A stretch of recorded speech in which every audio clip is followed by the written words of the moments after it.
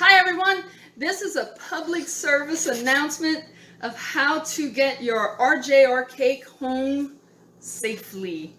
As you can see, this is a cake I made for my husband and my daughter for their late birthday.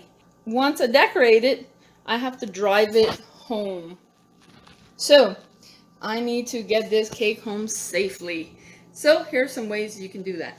Firstly, when you pick up your cake, you're going to have to kind of pick them up from the sides.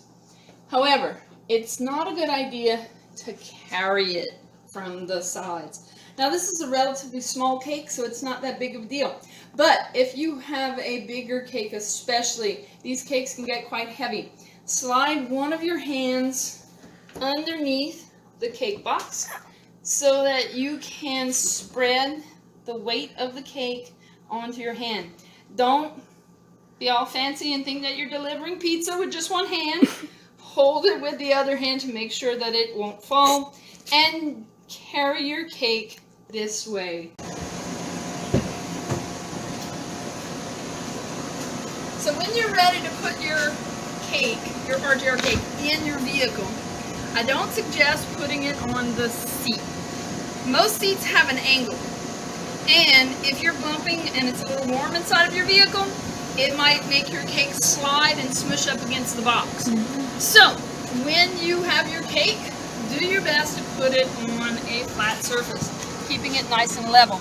It'll be safer on that flat surface, and you'll have more likelihood of getting your cake home nice and safe. When you're in your vehicle, the first thing that you should do, especially if you live in South Louisiana or any warm environment, is make sure that your AC is on nice and cold.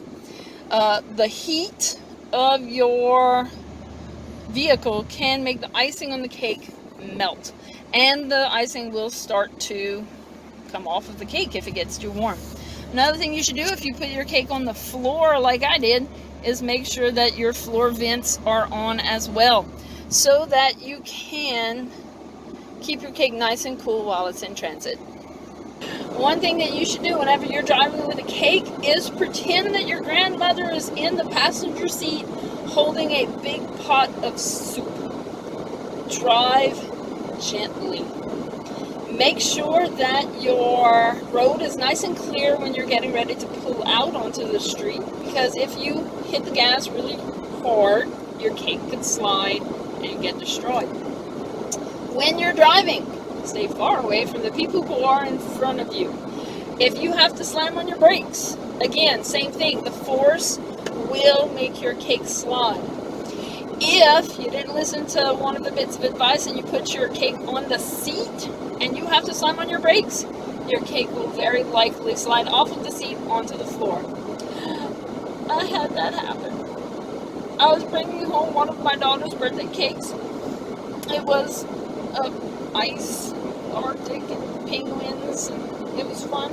And I had to slam on the brakes because of the person in front of me, and the cake hit the floor.